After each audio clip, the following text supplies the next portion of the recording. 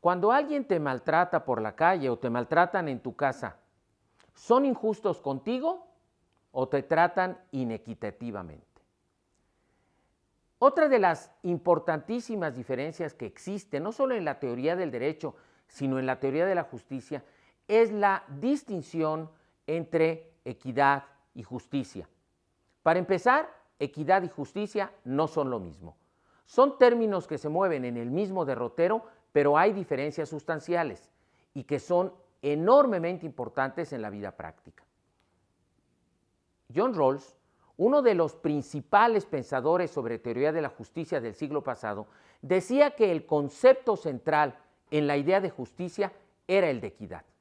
Su libro, Justicia como Equidad, trataba de explicar que en las relaciones humanas y en las relaciones de justicia, lo más importante era el equilibrio, el armazón, la proporción en esas relaciones.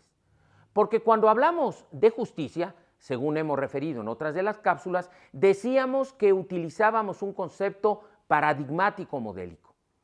Una manera de enjuiciar las conductas humanas y las conductas del Estado es referirse a conductas injustas. En el lenguaje cotidiano solemos emplear la palabra me estás tratando injustamente o me estás tratando de forma inequitativa. La justicia y la equidad aluden a la proporción y a las relaciones que existen entre los seres humanos. Es decir, para que una conducta sea justa, tiene que ser equitativa. Pero a veces puede haber una relación equitativa que no necesariamente sea justa. ¿Qué se quiere decir con todo esto, más allá del juego de palabras? Cuando nosotros aludimos a una sentencia justa, con ello queremos decir no solamente que cumpla con la legalidad y con los valores superiores que debe perseguir, sino que los valores que están implícitos, los bienes jurídicos tutelados en ese caso, deben tener entre ellos una proporción, una armonía. Hay un caso muy famoso en México de una sentencia emitida por la Suprema Corte de Justicia de la Nación en el caso de una ciudadana francesa a quien se acusó de haber participado en secuestros.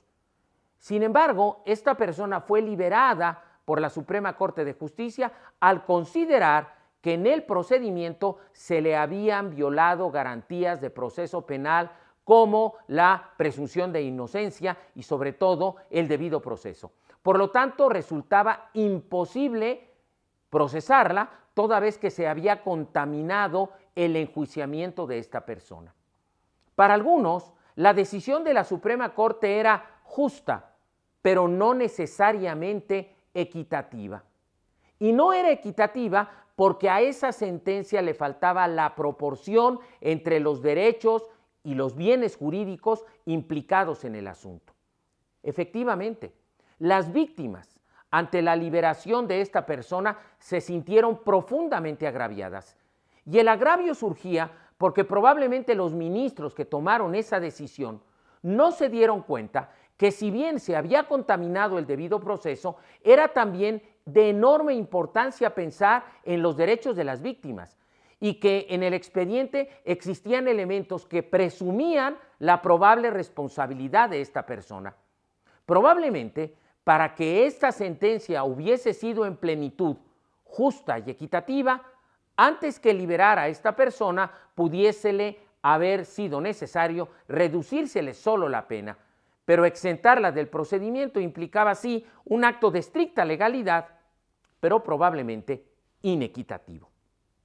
La equidad y la justicia, en términos rawlsianos, es una proporción en las relaciones humanas, es una proporción en las sentencias, es una proporción en la aplicación de la norma.